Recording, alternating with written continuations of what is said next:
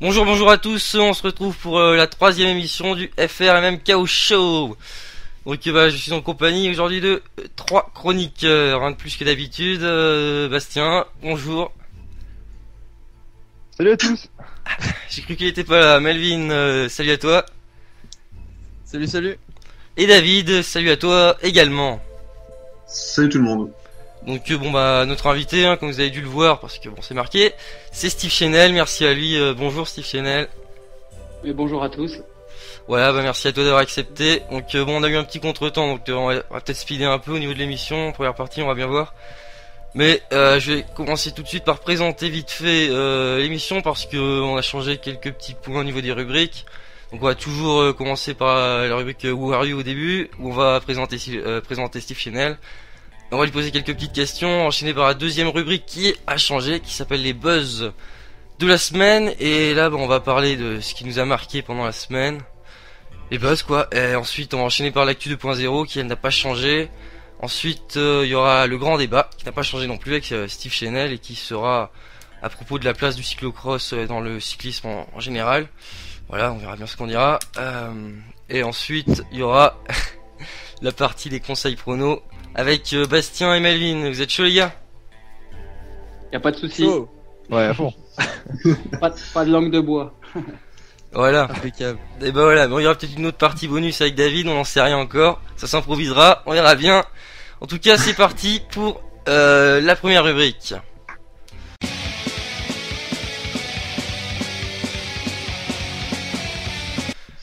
Donc Steve Chenel, je vais te présenter vite fait. Donc t'es un cycliste professionnel qui court à G2R la mondiale. T'as commencé ton parcours professionnel dans l'équipe Aubert 93 en 2007. Et donc là, je vais parler de tes résultats notables, surtout en cyclocross. Tu fais souvent deuxième au championnat de France, il me semble. Un peu ça. C'est ça. C'est ça, ouais. Abonné aux deuxième place. Voilà. Et donc sur route, t'as fait huitième l'an dernier sur Grand Duel Game. On peut surtout souligner ça. Ouais, j'ai Vas-y, un petit parcours sur les classiques, on va dire, oui, sur la route depuis 4 ans. T'es surtout un classic man. Voilà, donc t'as gagné, la première étape des 3 jours de la panne, notamment en 2010. On peut le souligner aussi. Sinon, si vous voulez commencer par une question, je sais pas, Melvin ou n'importe qui, faut pas hésiter. Sinon, je commence. Ouais, j'ai bien une petite question. N'hésite Je voulais pas. savoir ton programme jusqu'à la fin de saison. Alors mon programme c'est le Tour de Picardie la semaine prochaine. Donc 10, 11, 12 mai. Ensuite ce sera le Grand Prix de Plumelec et les boucles de l'Aulne pour la Coupe de France. Et ensuite on en pour parler avec l'équipe suivant l'état de forme entre le Dauphiné ou le Tour de Suisse. Ensuite le championnat de France et après le championnat de France ce sera du repos en juillet puisque pour le moment, on va dire qu'il y a 99% de chance ou de malchance que je sois pas au Tour de France. Vous Et, connaissez déjà l'équipe qui va au Tour de France? Non, on sait pas vraiment qui sera au Tour. On connaît les leaders et on connaît entre guillemets les grandes lignes, mais c'est vrai que moi je suis pas un spécialiste de grand tour, j'ai pas de garantie sur 3 semaines, donc je fais pas partie des présélectionnés. Après, si je suis champion de France à l'Andilis, on va dire que je pense pas qu'ils se priveront du maillot bleu blanc rouge sur les routes du Tour, donc voilà, le petit pourcent de chance, il est là. D'accord. Et donc, t'as aussi beaucoup couru à la FDJ, 2 années, je crois, 2 ou 3, je sais plus. Oui, j'ai passé 2 ans à la Française des Jeux, juste avant 2 ans chez Bouygues Télécom et 2 ans à Aubert 93. Je suis pas très fidèle avec mes équipes. C'est ça. Et qu'est-ce qui t'a poussé à changer d'équipe donc cette année là, au début d'année? C'est vrai qu'à la Française, il y avait un énorme groupe de classiques avec William Bonnet, Mathieu Ladanius, Offredo il y a 2 ans, avant sa suspension, il y avait Anthony Gélin, donc il y avait un groupe très très homogène. Et du coup, c'est vrai que j'ai jamais eu ma chance au sein de la FDJ pour être coureur protégé ou leader. Et c'est vrai qu'à un moment donné, être équipier, c'est bien, mais on attend toujours un petit retour. Et le retour là, je l'ai vraiment pas eu au sein de la FDJ. Donc mon choix a été très rapide pour rejoindre une autre équipe Alors une équipe peut-être plus faible sur le papier avec AG2R qui est moins tournée sur les classiques que la française, mais qui justement avec moi en recrue a voulu entre guillemets jouer les 20 premiers rôles, parce que jouer les premiers rôles c'est très très difficile, mais jouer les top 20 et les top 15 et voilà. Maintenant j'espère qu'ils vont continuer à recruter dans ce sens afin d'avoir un énorme groupe dans les années à venir avec j'espère encore moi, Loïc de Mondori, Sébastien Minard et puis voilà. D'accord, donc là tu vises en gros un rôle L'intégration plus important. à la G2R était facile. Oui, très facile, il n'y a eu aucun problème. C'est vrai que le peloton français, on se connaît quand même à peu près tous. Donc voilà, il y avait pas mal d'étrangers dans l'équipe, mais la plupart parlent français. Et puis en général, c'est des coureurs qu'on connaît aussi, donc il n'y a vraiment aucun problème. Et ça s'est très très bien passé, ouais. D'accord. Ok, c'est vrai qu'on parlait tout à l'heure de ton programme, mais c'est quoi tes objectifs principaux dans la saison, Steve? Alors moi l'objectif principal c'était d'être bien sur les classiques, donc ça s'est pas trop mal passé, même si à la fin de l'année on aura oublié, puisque de toute façon il y a que les points Pro Tour qui comptent, on le sait maintenant, donc il est très difficile de rentrer dans le top 10 de ces classiques là, mais par exemple j'ai fait 17e à Paris-Roubaix, j'arrive au sprint pour la 8e place. J'étais dans le bon groupe aussi pour le Tour des Flandres. C'est des courses où je suis présent devant, mais où il n'y a pas de résultat comptable entre guillemets. Donc voilà, ma grosse période d'objectif est passée. Maintenant, je me concentre vraiment sur le championnat de France de la Nilis, puisqu'on sait que c'est un parcours qui conviendrait bien au crossman, puisque c'est Francis Mouret qui a gagné le Trobreléon. Donc je pense que l'aspect technique va être important, et ensuite je vais essayer de boucler mon premier grand tour, à savoir la Vuelta en fin d'année. D'accord, très bien. Justement, on va peut-être parler un peu de cyclocross là. Bastien, c'était une question par exemple, ou David, ou Bastien, je sais pas. Non, ouais. c'est bon. Ouais. En fait, moi j'aimerais savoir quelle est la difficulté majeure en fait dans le fait de cumuler le cyclocross et la route. Alors physiquement, la difficulté, elle n'est pas forcément insurmontable. C'est vrai qu'on est capable quand même de pédaler en gros 10 ou 11 mois de l'année sans problème. Mais c'est plus une fatigue psychologique et mentale, quoi, tout simplement, parce que l'hiver, comme tout le monde sait, les conditions sont jamais faciles pour s'entraîner. Et du coup, c'est vrai que quand on fait 1 heure par 2 degrés et la pluie, c'est toujours très difficile le lendemain d'aller se réentraîner encore une fois s'il y a la neige ou s'il fait -10. Donc c'est très très très difficile. On arrive souvent fin janvier, on en a entre guillemets plein le cul du vélo, quoi, tout simplement. On a envie de s'arrêter. Et bien souvent, il faut s'arrêter. Bien souvent, il faut même enchaîner plutôt avec le Qatar ou toutes ces courses-là. Donc, c'est plus là qu'est la difficulté, c'est se remobiliser, être toujours concentré et enchaîner. Et c'est vrai que cette année, moi, j'ai laissé du jus en cyclocross et voilà, ce sera une erreur que je ne reproduirai plus dans l'avenir, parce que si on veut être compétitif au Qatar, à Oman et compagnie, il faut avoir une énorme envie, avoir les crocs comme on dit, et on le perd en faisant 20 cyclocross dans l'hiver. Ouais, donc ça doit être plus dur en gros de gérer ses pics de forme, parce qu'on rappelle que donc la saison de cyclocross c'est tout l'hiver, et donc t'as plus de difficultés si tu cumules les deux, de gérer tes pics de forme. Ouais, c'est ça. Maintenant, c'est AG2R, la mondiale, ils veulent vraiment que je sois présent juste au championnat de France de cyclocross. Et c'est vrai qu'avant, il y a quand même 8 manches de Coupe du Monde, il y a le challenge national. Donc, en gros, il faut qu'on gère une période de forme. Il faut limite qu'on soit bien tout le temps. Donc c'est ça qui est difficile, effectivement. D'accord.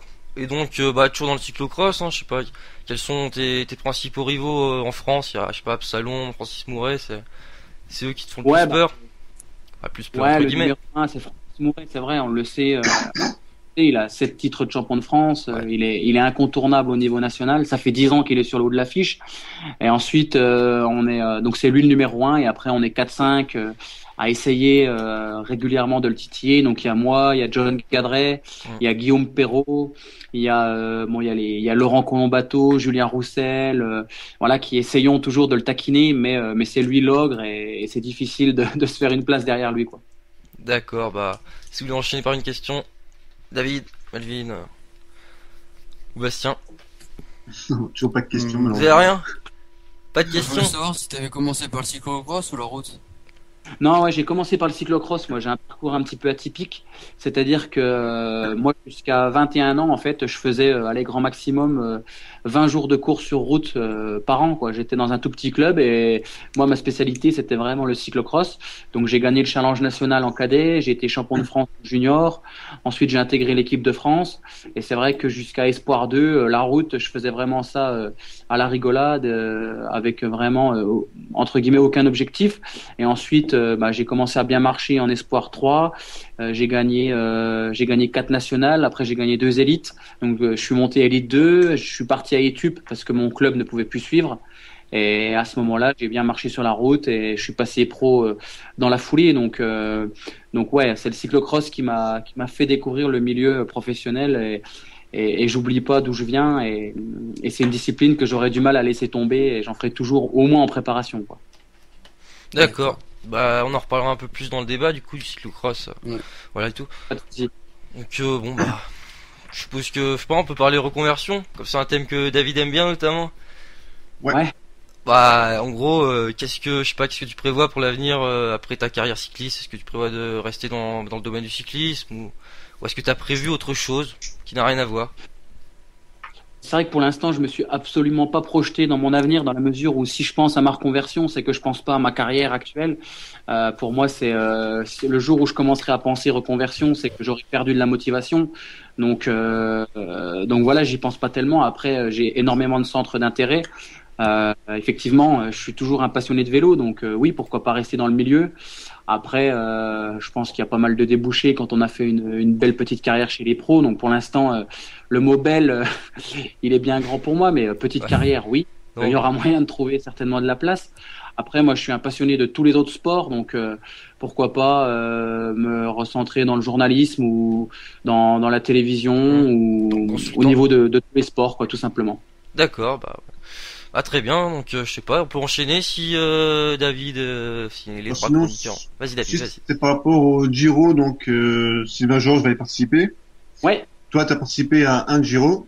C'est pour savoir quel avait été ton ressenti lors de ce Giro, justement par rapport au premier grand tour qu'un coureur cycliste peut faire. Comment tu l'as vécu, toi, ton premier Giro? Bah moi très très difficile parce que c'était l'année où la plupart du peloton était à la Serra puisque je me rappelle c'était Danilo Di Luca qui était maillot rose puis qui en gros s'amusait avec tout le peloton dans l'école.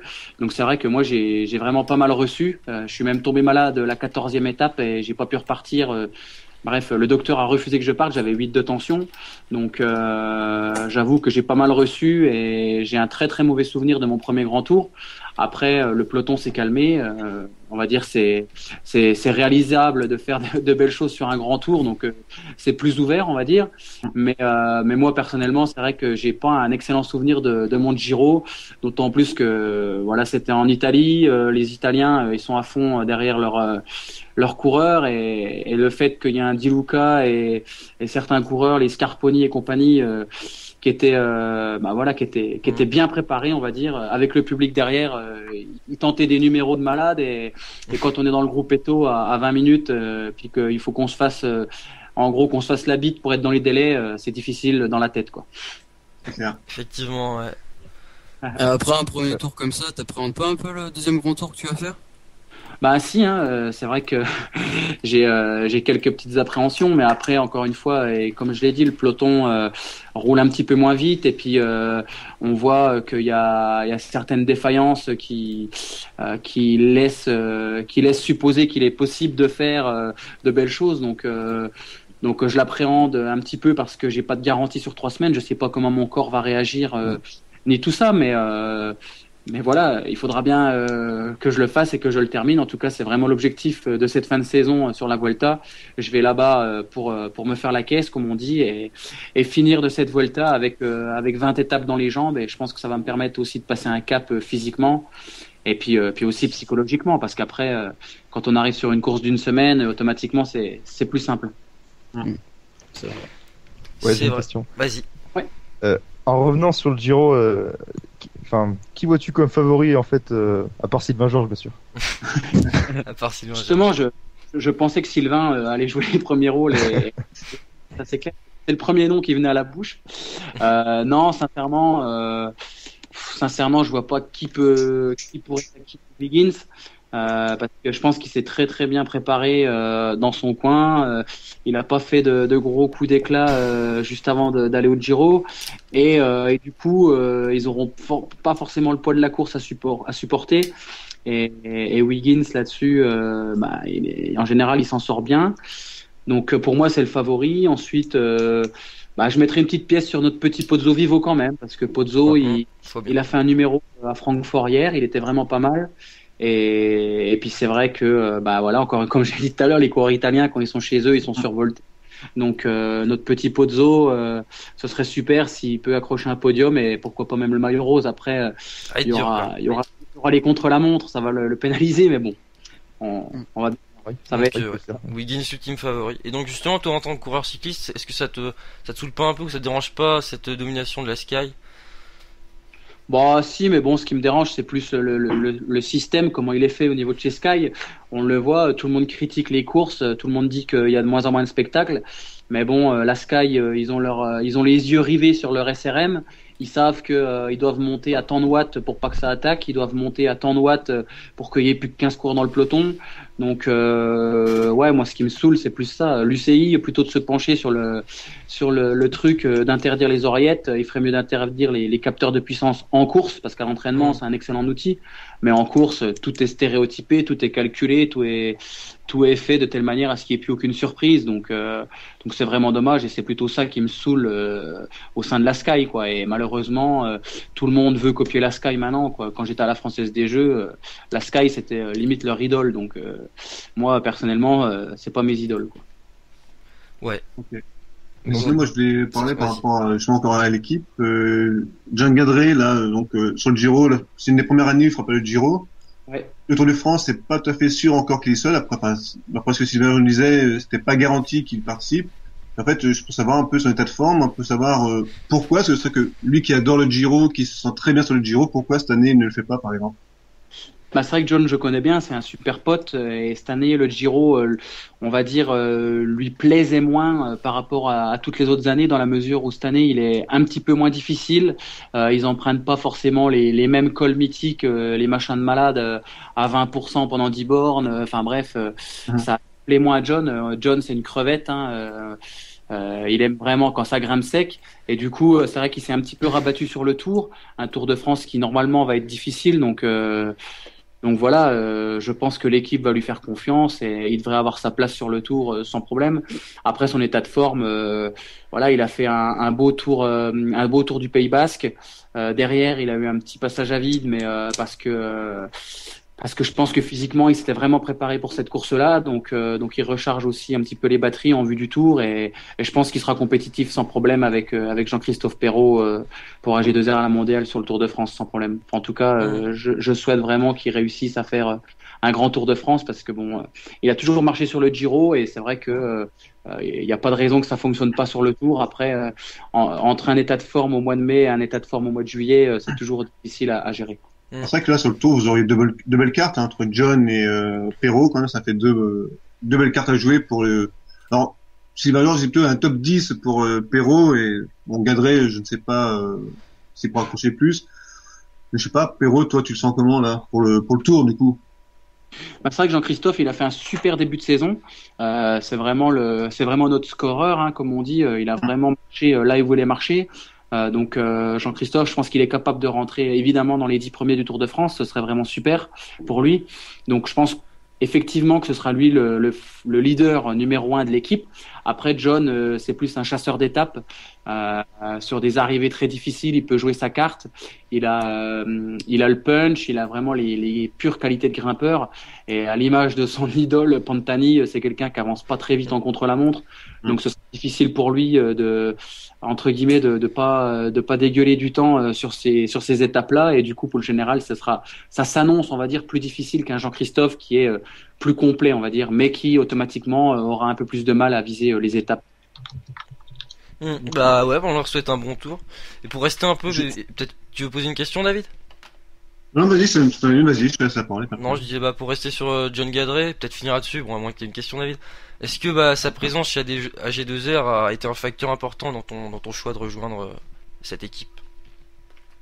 Bah oui, Parce oui, que, ça a été bon, un choix. il est assez proche de On toi. va dire que si j'avais eu d'autres propositions égales avec un même programme et tout ça, bah, j'aurais choisi AG2R pour rejoindre mon pote, pour rejoindre mon ami John, parce que c'est vrai qu'en cyclocross, on est tout le temps fourrés ensemble, on va dire.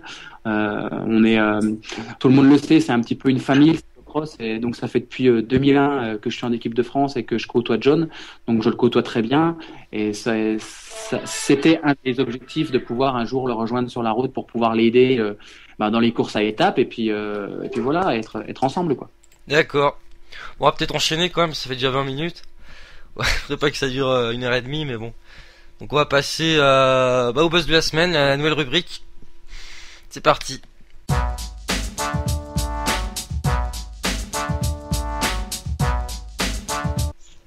Donc David, tu nous as préparé un petit truc normalement? Ouais, enfin vraiment, Vraiment léger, trois mais... petits trucs. Hein. Alors, Ah bah y a pas de tout souci, petit, vas-y. hein. Alors le premier en fait, c'est que ça concernait le Apple. Alors pour une fois, je ne vais pas critiquer Apple. Incroyable. C'est une petite histoire qui s'est passée.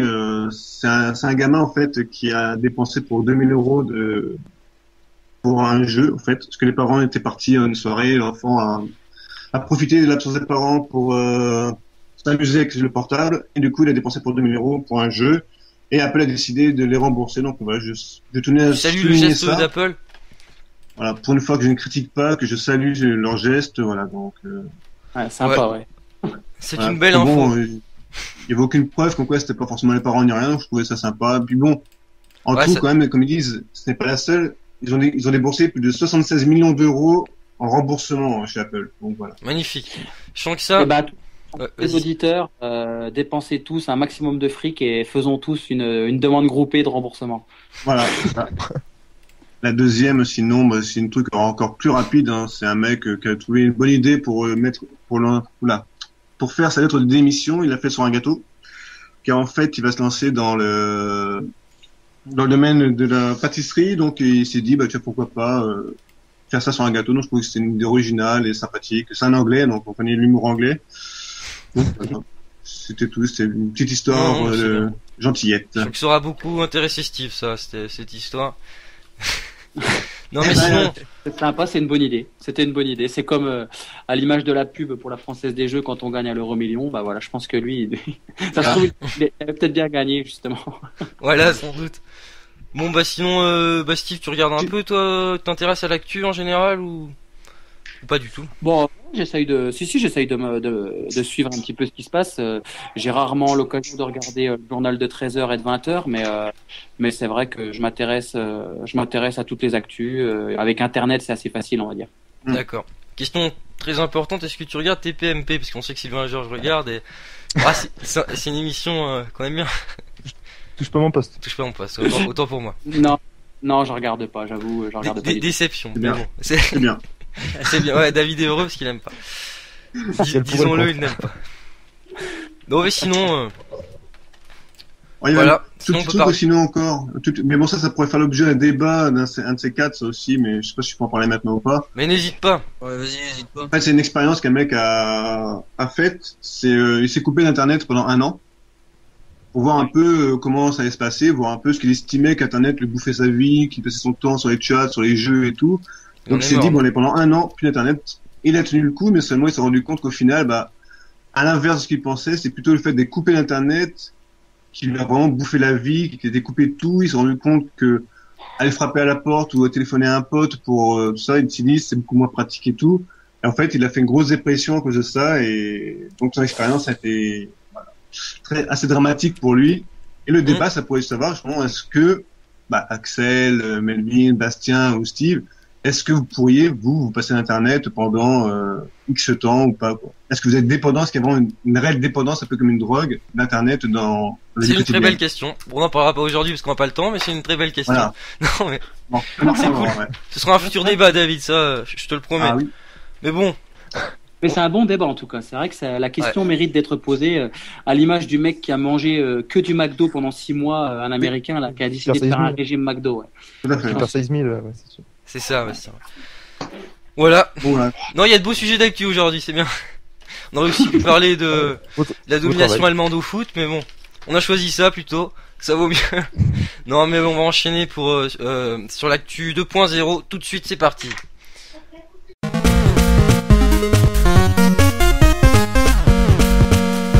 L'actu 2.0. On va parler un peu de tout là, des sorties ciné, des sorties musique et des jeux bien sûr. On va commencer par les jeux, tiens. David, toujours commencer par David, vas-y. Alors donc il y a la sortie là du Far Cry 3 Blood Dragon. Donc c'est comment ça s'appelle, c'est un standalone, donc c'est un jeu à part du jeu Far Cry 3 de base, qui reprend bien sûr le même concept, hein, le même idée, la même façon de jouer, tout ça. Seulement là, ce qu'ils ont inventé là-dedans en fait c'est l'univers en fait, c'est l'univers des années 80 en fait. Donc c'est vraiment tout à fait un peu psychédélique, un peu avec quelques références à des films, à des personnages aussi des années 80, un peu comme Kurt Russell et tout ça. Donc voilà, pareil, d'après les critiques, c'est très très bon. Encore une fois, c'est à l'image du Far Cry 3. Pour ceux qui connaissent et qui aiment ce jeu, c'est tout à fait le même délire que ce jeu-là. Donc voilà, en gros, il y a entre 6 et 8 heures d'aventure à jouer. Donc voilà, en fait, moi je le conseillerais. Bon, bien sûr, je l'ai pas testé, je vais pas tester, mais c'est un jeu que je conseillerais pour les fans de Far Cry 3. D'accord, bah c'est bien, c'est très bien. Je sais pas s'il y a des avis là-dessus. Bah, déjà, je sais pas si Steve, lui, comment on a posé, enfin, Steve George, Sylvain George, je mélange. Sylvain George a réagi assez rapidement quand on a parlé de jeux vidéo. Est-ce que toi, par exemple, les jeux vidéo, ça te parle? Est-ce que tu aimes ça? Est-ce que tu y joues? Non, je ne joue absolument pas aux jeux vidéo. Par contre, je joue à Choupi, je joue aux petites voitures, je joue au Lego. Donc, ça me prend assez de temps. Alors, j'ai pas le temps de me lancer dans les jeux vidéo. Mais quand j'avais pas d'enfant, ouais, on va dire, je tuais de temps en temps le temps avec la console, mais j'ai perdu le temps, on va dire, de pouvoir y jouer. D'accord, ça se comprend tout à fait. Entre la carrière et les enfants, maintenant, c'est... Bah, la carrière, les enfants, et puis aussi ma femme, hein, à gérer, hein, c'est surtout ça. Surtout le gros souci, on est d'accord. Donc, on va parler ciné, non? Enchaîner, moi, que t'as un autre jeu, David? Ouais, il y avait Grid 2, sinon, c'est un jeu de course, de course. Bon, voilà, il n'y a pas grand chose à dire, voilà, voilà, on enchaîner par la sortie. Fallait pas le dire, alors. Si c'est pourri, David, fallait pas le dire, hein. C'est un excellent jeu, mais ce que je veux dire, c'est que ceux qui connaissent le 1, donc le Grid 1, bah, forcément le 2, voilà, il y a que ça. Sinon, c'est un très bon jeu de Codemaster, c'est excellent. Ok, très réaliste, très bon. C'est toujours un bon jeu, Grid, forcément, ouais. On va parler cinéma un peu, tiens, vite fait, quand même, mais on va en parler. Donc, vas-y, David, hein, comme d'habitude, tu vas commencer. Bah, moi, en fait, il y en a un, c'est Jurassic Park en 3D. Donc, pas besoin d'en parler pendant 3 heures, tout le monde connaît Jurassic Park. Donc, il sort le 1er mai, il est sorti donc le vestiaire, voilà. Reprend les mêmes choses, les mêmes trucs qui marchent bien, sauf avec la 3D qui apporte un petit côté plus interactif dans le film. Donc voilà, il n'y a pas grand chose à dire, tout le monde le connaît. Mais il faut souligner quand même qu'il est sorti. Il y a un autre film aussi dont on pourrait parler. Il y a Mohamed Dubois, hein, qui a un film comique français, qu'on conseille tous ici, je pense. Hein. Melvin, oui. Tu le conseillerais? Ah, je le conseillerais, oui. Avec Eric. Eric Judor, ouais, du duo. Eric Judor. Franchement, je pense que ça va être très bon. Voilà, donc c'est bon. Ouais. Je pense aussi. C'est une comédie française. Bon, je n'ai pas trop besoin de détailler le scénario non plus. Surtout une comédie bien sympathique. Donc voilà. Et puis bon, il y a d'autres films. Sinon, il y a Taxi Driver qui sort en version restaurée. Juste histoire d'en parler parce que c'est quand même une référence. Avec Robert De Niro. Donc bon, ça me fait plaisir d'en parler. Même si je l'ai jamais vu. Je connais très bien le truc. Donc... Et il faut le voir. Il est très sympathique et ouais, j'aimerais bien le voir personnellement. Parce que c'est un film bien sympathique. Bon, c'est tout ce qu'on peut dire sur l'actu ciné, non? Bon, il y a un petit dernier vite fait. À chaque fois, David. Vas-y. Upside Down, un film franco-canadien, film de science-fiction et de romance. Donc là, en fait, l'histoire vite fait, c'est un mec qui vit donc sur Terre et dans ses rêves, il voit une femme qui vit dans un autre monde, et en fait, l'autre monde, il est juste au-dessus de la tête, dans le ciel, en fait, c'est deux mondes parallèles. Et en fait, c'est une histoire, bon, bah, c'est une histoire d'amour, hein, forcément, donc c'est un peu de bateau, mais bon. Le but, ça va être comment ces deux-là vont réussir à se réunir, en sachant que par rapport à l'attraction, à tout ça, ils ne peuvent pas se rejoindre d'un monde à l'autre. Donc voilà, ça va être un petit peu, comme je vous dis, un peu, voilà. Science-fiction, mais beaucoup de romance, à mon avis, ça va peut-être un petit peu neuneux, mais bon, c'est pas grave. C'est D'accord. sûrement pour ça d'ailleurs que la presse sur Allociné a assez mal noté, hein, Oui, mais avec un 2,1. on voit que Ouais. David conseille de très mauvais films, ne l'écoutez pas. Et le public a noté 3.7, donc je me dis, c'est le public, voilà, le public. 3.5. Ah, ça Ouais, a baissé. sachant tiens. qu'il y a deux personnes qui ont Et noté. voilà, Allez, voilà, ça veut tout dire. Ça veut tout dire. bon, donc Voilà. Très mauvais conseil de David. voilà. À ne pas suivre. Écoutez faudra pas ce couper, monsieur. en fait. On verra bien. Allez, Donc On passe pas sinon, sur débat, sinon. non, bah moi je vais parler de la sortie du nouvel album de Deep Purple. Niveau donc bon, ça s'appelle No What. Donc Deep Purple, bon, c'est du rock. Pour tous ceux qui connaissent, bon bah voilà, forcément, je vous le conseille. Je pense qu'on est tous prêts à vous le conseiller aussi, ici, hein. David, Bastien, vous qui aimez le Ah rock. oui. Purple, Et Melvin. Et Melvin qui connaît très bien Ah, Deep Purple, rien, bien on sûr. Bon voilà, c'est tout ce qu'on va dire. On va enchaîner quand même sur le grand débat avec voilà, qui va durer une dizaine de minutes à peu près. Le grand débat. Donc c'est parti.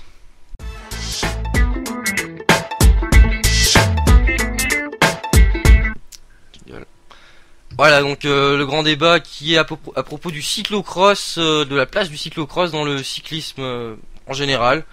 Donc on va en parler beaucoup avec Steve Chenel qui donc est un adepte du cyclocross, hein. T'as commencé par ça, tu nous avais dit au début. Mhm. Donc bon bah voilà. Pourquoi en gros t'as commencé par ça? C'est bon, t'avais une préférence pour le cyclocross? Ouais, déjà j'avais une préférence dans la mesure où, en étant vosgien, on avait à l'époque la star française qui habitait ici, c'était Dominique Arnoux, qui a été champion du monde en 93. Donc moi j'avais 10 ans et c'est vrai que ça a toujours été mon idole. Quand j'ai été chez Bouygues, c'était lui mon directeur sportif, donc c'était génial de pouvoir bosser avec son idole. Et le cyclocross, c'est vrai que c'est une discipline spectaculaire. Ça dure qu'une heure, c'est intense, c'est technique. On va dire que c'est beaucoup moins monotone que la route. Et c'est une discipline en plein essor. Il y a beaucoup de jeunes qui commencent par ça. Mais c'est vrai que malheureusement, on n'a pas une fédération qui nous suit beaucoup, pour ne pas dire pas du tout. C'est vrai. Vu que la discipline n'est pas olympique. Et ben voilà, il y a même plus de statut d'athlète de haut niveau quand on est en équipe de France de cyclocross ou quand on décroche une médaille internationale. Et c'est vrai que c'est vraiment dommage qu'elle ne soit pas reconnue à sa juste valeur, à contrario des pays comme la Belgique, la Hollande, où les spécialistes du cyclocross sont de vraies stars, sont dans des équipes spécialisées que pour ça. Et c'est vraiment dommage qu'en France on n'ait pas ça, parce qu'il y a énormément de talent et il y a énormément de jeunes qui souhaiteraient faire ça, quoi. Bah c'est clair. Surtout que c'est pas très médiatisé, hein. Contrairement, tu parlais à Non, de c'est la ça. Belgique et la Hollande, ouais. Ça en parle pas trop. Et donc toi, qu'est-ce qui t'a poussé à aller sur la route du coup?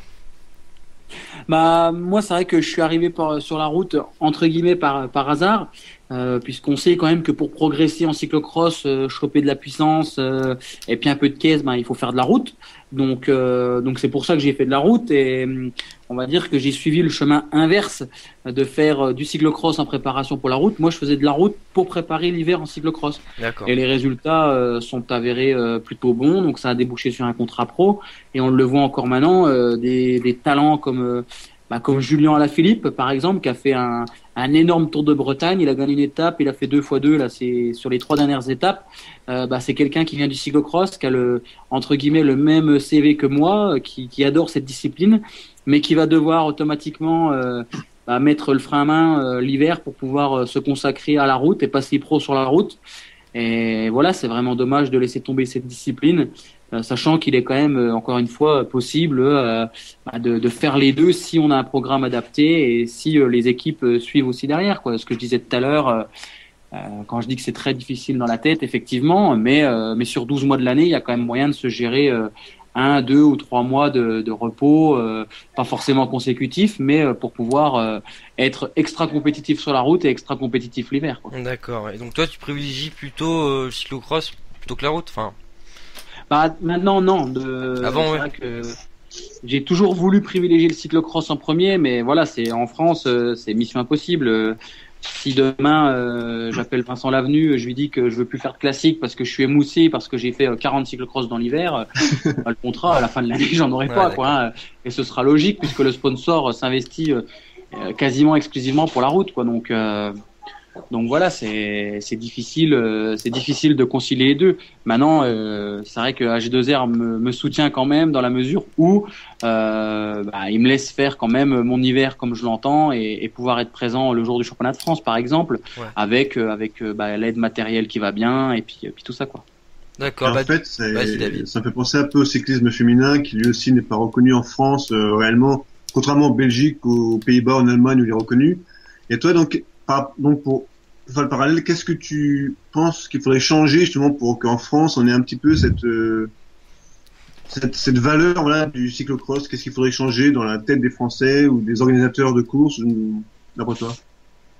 En fait, c'est assez vaste comme question parce pour moi il y a beaucoup de, on va dire, il y a beaucoup de gens et beaucoup de choses qui sont responsables du fait qu'on n'est pas qu'on soit pas comme la Belgique ou la Hollande, quoi, à l'image du cyclisme féminin et même encore plus proche, on va dire, à l'image de la piste en France, quoi. Je veux dire, c'est des disciplines qui sont laissées pour compte, encore que la piste a la chance d'avoir le statut de discipline olympique, donc mais on le voit, c'est très difficile, la fédération ne fait rien pour les aider et je vous garantis qu'en cross c'est encore pire, quoi. Donc c'est vraiment malheureux d'en arriver là.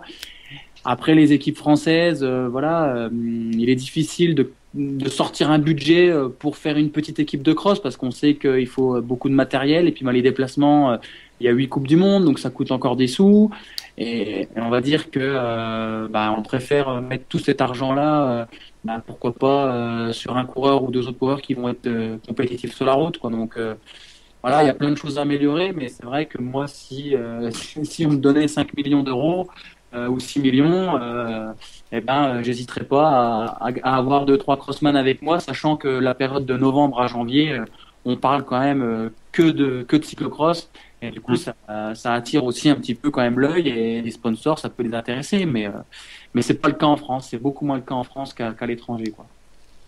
Ouais. D'accord.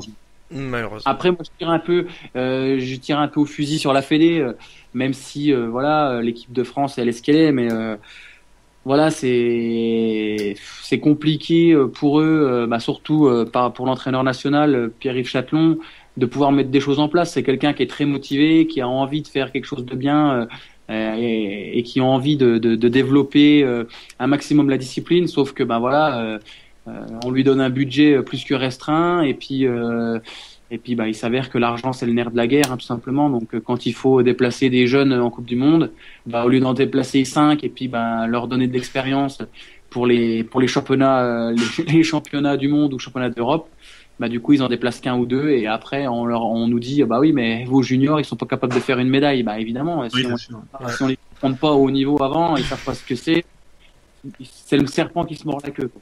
Mm-hmm. Ouais. C'est sûr. Et donc toi du coup, comme tu participes plus maintenant depuis cette saison là au cyclisme sur route, qu'est-ce qui a changé dans ton approche du cyclocross? En gros, tu participes à moins de courses du coup, je suppose. Disons que je vais plus faire le calendrier international, voilà, tout simplement. J'avais envie de tout faire, les coupes du monde, 3-4 fois dans l'année, monter en Belgique au Super Prestige et compagnie. Donc voilà, c'est trop difficile de partir le samedi à 8h du matin, d'aller repérer l'après-midi, de rentrer le dimanche soir à minuit ou à 1h du matin et d'enchaîner tout ça, quoi. Donc c'est fatigant.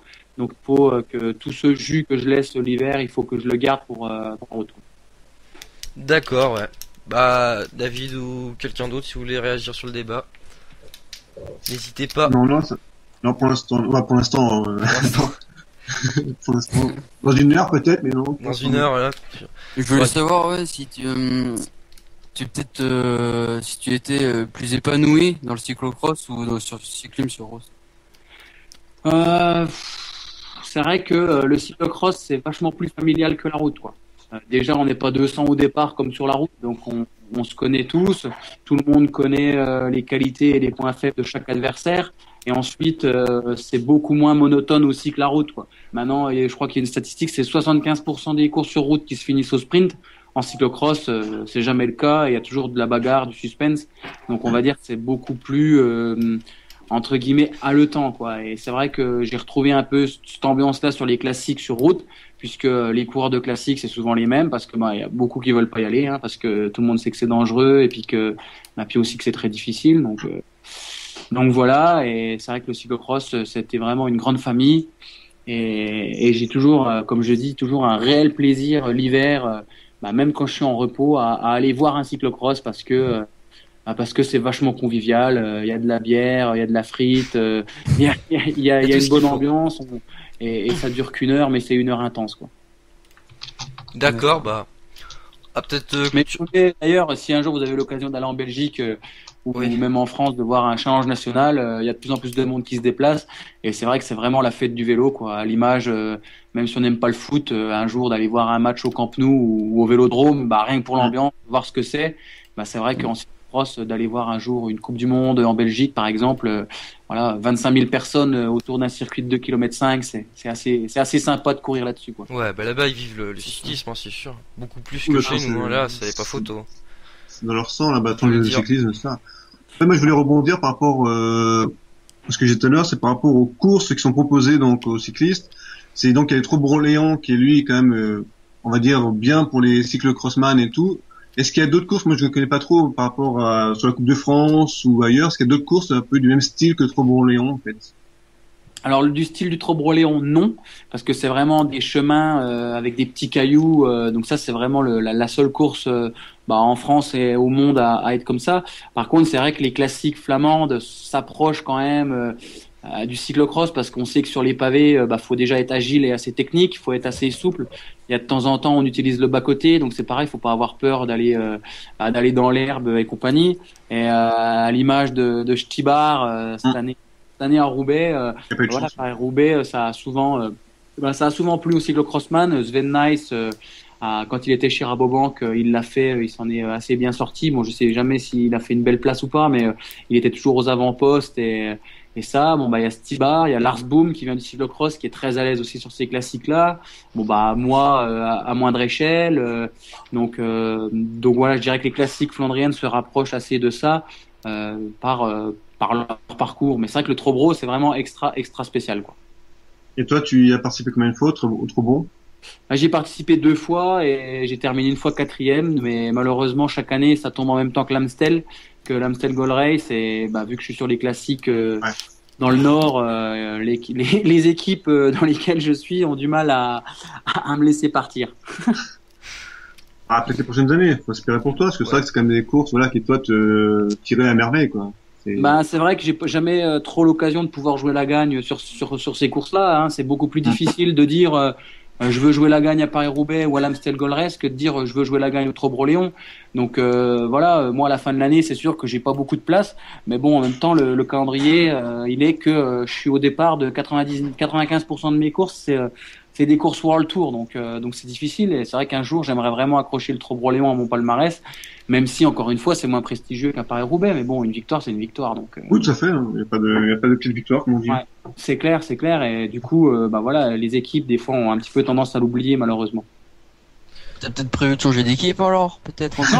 Non, justement, je suis vraiment épanoui au sein de la J2R La Mondiale, ça se passe vraiment super bien. Justement, j'ai enfin trouvé une équipe qui m'écoute et puis qui me considère, quoi, tout simplement. Comme je dis, la pire des choses c'est d'être ignoré, donc c'est ce qui s'est passé un petit peu à la française où c'est que j'étais laissé un peu pour compte, où c'est qu'on s'occupait pas de moi, j'étais vraiment un pion, comme on dit, donc c'est vrai que ça m'a énormément blessé, même si je garde bon contact, mais voilà, c'est le business qui veut ça, et c'est vrai que chez AG2R La Mondiale ça se passe vraiment super, donc non je changerai pas d'équipe déjà l'année prochaine parce que j'ai encore un contrat, mais j'espère vraiment faire un bout de temps avec cette équipe là parce que ils correspondent vraiment à ce que je recherche dans le vélo, quoi, tout simplement. D'accord. Bon, on va peut-être un peu clôturer le débat, même si on a bien dérivé. Bon, ça c'est comme d'habitude, à moins que vous ayez une autre question. Donc, si t'as le temps, Steve, je sais pas. J'en avais une autre, mais c'est encore dans la dérive, donc. Pas de souci. Vas-y. C'est intéressant. Par rapport à Bettencourt, parce que moi, il m'a fait forte impression. Ouais. Et comme bon, c'est un nouvel arrivant dans votre Voilà. équipe, pour Ce savoir un Betancourt. peu, voilà, qu'est-ce que toi, tu pouvais penser de C'est ce bien petit dérivé, ouais. Betancourt qui a le bon punch, bonne giclette et tout, et Bah, c'est vrai que Carlos, quand il est arrivé dans l'équipe, bah, déjà il est arrivé avec un statut de coureur à gros potentiel. Ça, tout le monde le savait, c'était indéniable. Vice-champion du monde espoir, il a fait des numéros lorsqu'il était chez Aqua et Sapon. Donc voilà. Après intégrer une équipe World Tour pour un étranger dans une équipe française qui parle pas trop français. Je pense que ça allait être difficile. Il a eu un souci administratif de visa pour arriver chez nous. Donc, mais c'est quelqu'un de très sympa, qui a un gros talent et puis qui m'a également surpris sur les classiques ardennaises. C'est un gros potentiel et c'est quelqu'un qui j'espère dans l'avenir va pouvoir remporter ces courses-là. Et en plus, apparemment, d'après même ce qu'il nous a dit à l'Amstel, il est en préparation pour le Giro, donc c'est extraordinaire s'il a encore un meilleur coup de pédale au Giro, quoi. ah, c'est clair, parce que franchement, l'impression visuelle, en tout cas, quand il attaque, c'est impressionnant et c'est beau à voir, quoi. C'est, Ouais, il dégage Giclette, de la ouais. force, hein, c'est Ouais. clair. À l'Amstel, on a été roulé et repéré ensemble l'avant-veille de la course et ouais, on n'a même pas l'impression qu'il a même un gabarit de grimpeur, mais il a une puissance dans les reins, dans les fessiers et dans les cuisses assez énorme. Et puis c'est quelqu'un en plus qui se prend vraiment pas la tête et qui s'amuse sur son vélo. Donc non, c'est vraiment un super mec, Carlos, et j'espère vraiment qu'ils vont nous faire de belles choses avec le petit Pozzo, avec Sylvain Georges et avec toute l'équipe AG2R La Mondiale sur le Giro. En tout cas, On devrait les espère voir aussi aux en tout avant-postes. cas. ah bon, on l'espère l'espère aussi, tous, on va les largement. suivre de près. Ouais. C'est cool. Bah écoutez, si vous n'avez pas d'autres questions, on va clôturer Non, c'est bon. le débat sur peut-être une petite question pour rebondir un peu dans le sens du débat justement. Et pour clôturer tout ça, hein, comme j'ai dit, qu'est-ce que tu conseillerais toi pour motiver peut-être les jeunes qui nous écoutent, s'il y en a, pour faire du cyclocross, qu'est-ce que tu leur dirais? Bah, le cyclocross, pour les jeunes qui ont moins de 23 ans, ça fait pas longtemps déjà, donc c'est toujours sympa d'arriver sur une course puis de se faire mal à la gueule sur un petit laps de temps. Non, mais plus sérieusement, c'est une discipline complète, quoi, tout simplement, hein. On travaille tout durant l'hiver. Donc même ceux qui sont pas du tout friands de cyclocross, ils peuvent l'utiliser comme moyen de préparation pour la route, hein, tout simplement, sans se prendre la tête. Venir faire le cyclocross du coin, on fait de la PMA, on travaille, il y a les marches à pied, donc on touche un petit peu à d'autres sports que le vélo à proprement parler. Et puis voilà, il y a l'aspect technique, donc c'est assez sympa, c'est jamais les mêmes parcours, c'est assez ludique. Donc il faut essayer. Ceux qui n'ont pas de vélo, ils peuvent essayer d'en taxer un de leurs potes ou n'importe quoi, et ils essayent, ils verront bien ce que ça donne. Mais il y a beaucoup de routiers qui, mine de rien, font du cyclocross, qui le disent pas trop, mais Thomas Vauclair fait ses 3-4 crosses durant l'hiver. Voilà, il y a beaucoup de très bons routiers qui en font. Déjà d'une part pour le côté ludique, comme je l'ai dit, et puis pour faire monter le cœur avec un dossard, hein. C'est toujours plus facile quand on a un dossard sur le dos que de se faire mal dans une bosse tout seul avec 0 spectateur et tout C'est seul vrai, sur ouais. le vélo. Bah voilà, merci bien Steve Chenel pour ces conseils et pour tout, Pas de problème, avec tout plaisir. ce que t'as pu dire. Hein, merci à toi. Merci à toi. C'était bien Merci. sympathique. Donc bon on va Et se- quand vous voulez pour une nouvelle émission avec d'autres débats, il n'y a aucun problème. y a pas de souci. Et à l'heure. On fera et à peut-être- l'heure. Et à l'heure. Exactement. Il a Non, pas je pu charrie, s'empêcher. non, pas de Ouais, problème. Le principal, c'est que tu sois venu, que tu aies quand même tenu ton engagement. Au final, c'est le principal. En plus, c'est très sympa. Donc, merci à toi. Non, Voilà. non, mais il n'y a pas de problème. Merci à vous pour l'accueil et aucun souci pour un prochain débat. Il n'y a aucun problème. on verra ça, Pas de merci souci, à non. toi. Et même sur une course, si vous êtes là, il n'y a pas de souci pour vous faire visiter les infrastructures professionnelles. On Ah bah, verra ça. on verra bien. Ça peut être ça, c'est sympathique, sympa. mais Très fort, ça. ce serait bien. Donc voilà. Merci à toi Steve, c'est sympathique, Merci. on va se quitter là-dessus Merci. du coup. Et voilà, merci Steve. On va enchaîner Allez, sur... bonne soirée. Ouais, Toi merci. aussi. Merci. À toi aussi. Allez, je prends la route. Salut Steve. Ouais. Salut, Salut. salut. Continuation. À bientôt. Ciao. À bientôt. On va enchaîner Bye. tout de suite donc sur on va enchaîner tout de suite sur les conseils pronos de nos deux experts. C'est parti.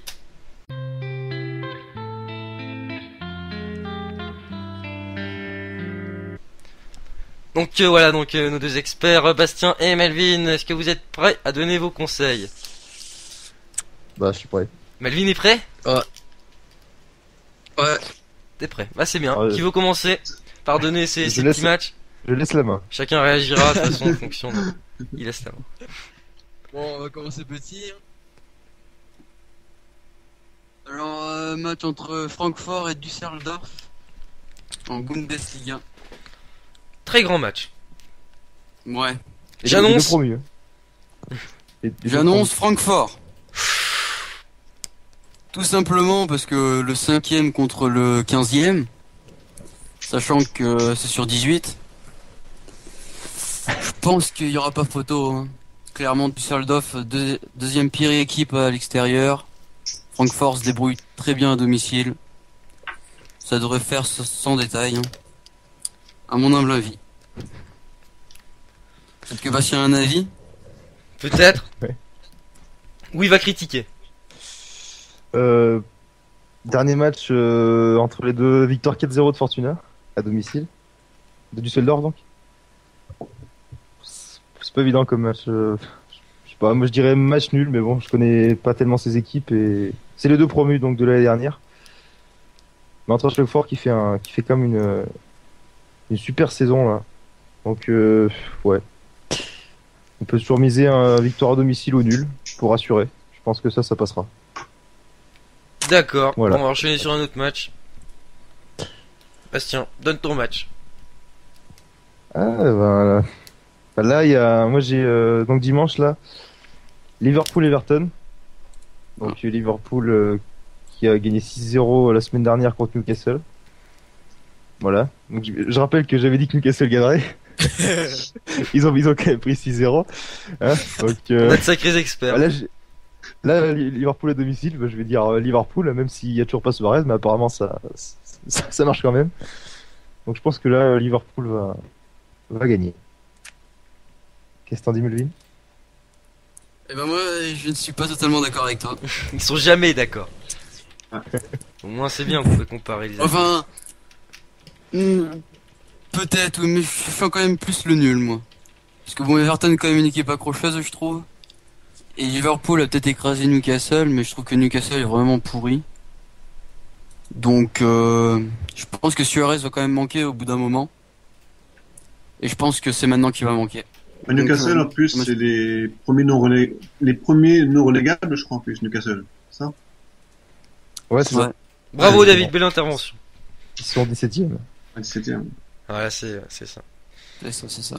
Très bien vu. Donc voilà, je dirais plus match nul, mais c'est vrai que la victoire de Liverpool est quand même probable. Bah d'accord, bah vas-y, c'est à toi du coup d'enchaîner sur un autre match. Si t'en as un autre. Je continue sur la Bundesliga. Voilà, un grand fan de la Bundesliga.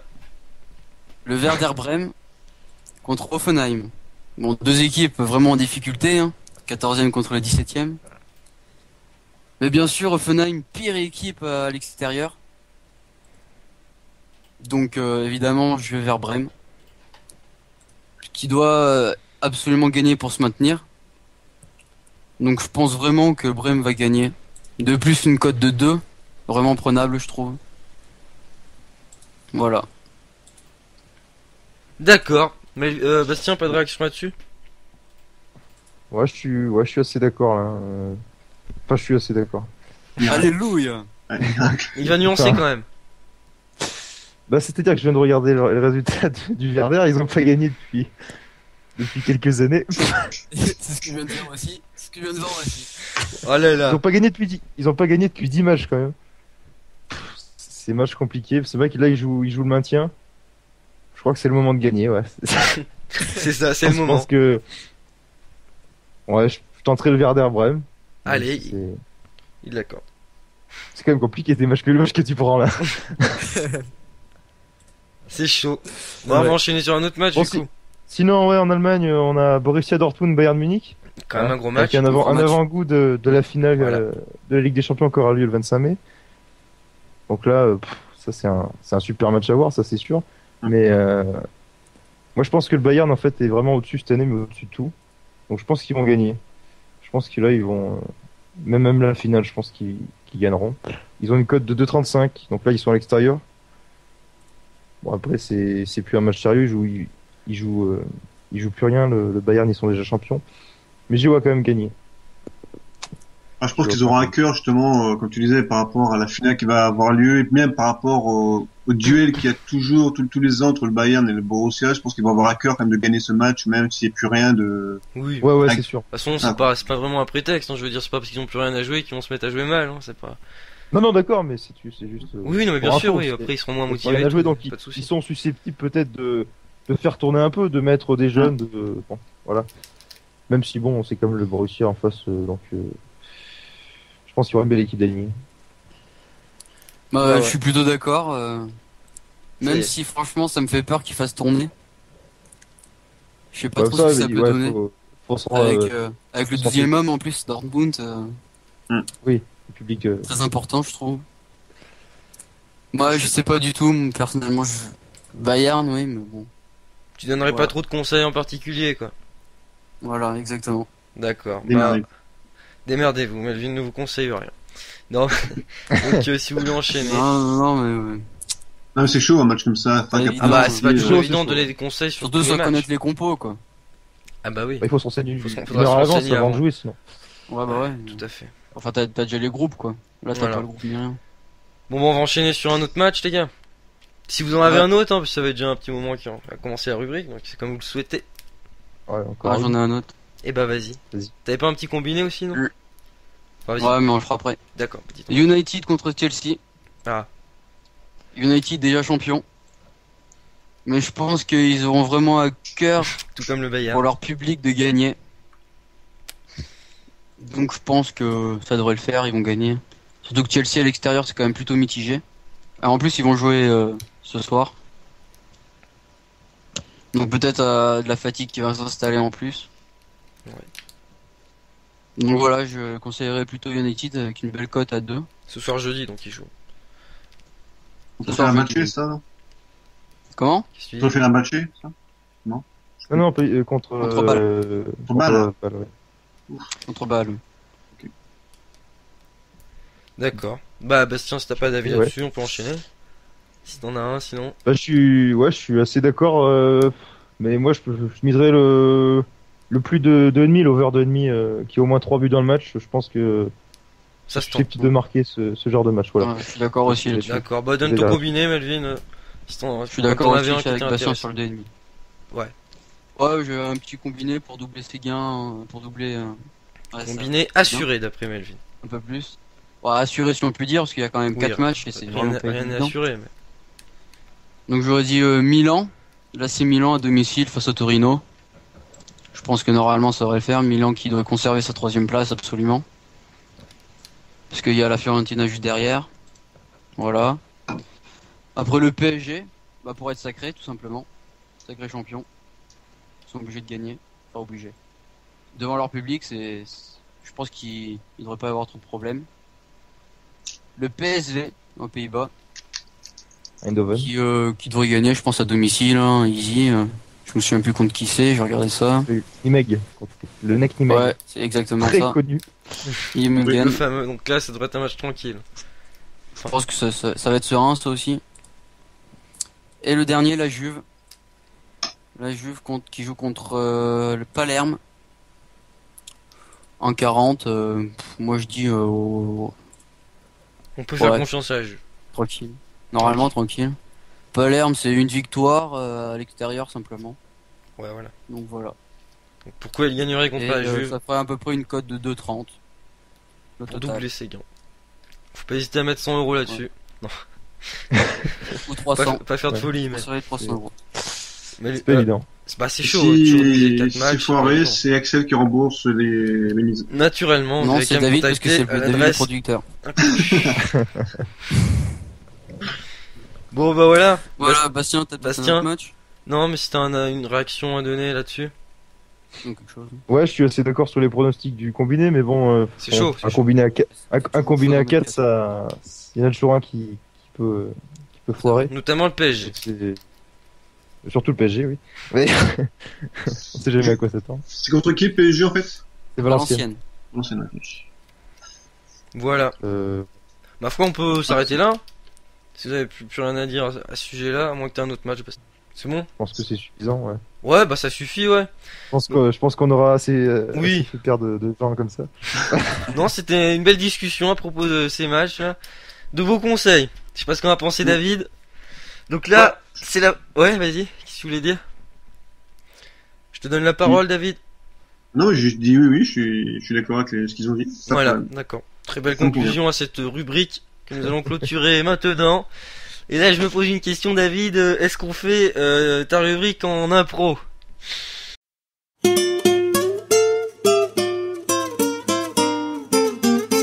Sur ce, on va se quitter là-dessus, mes chers amis. Donc, bon bah, j'ai salué Melvin en premier. Salut à toi et merci. Salut à vous tous et à vous trois. Voilà.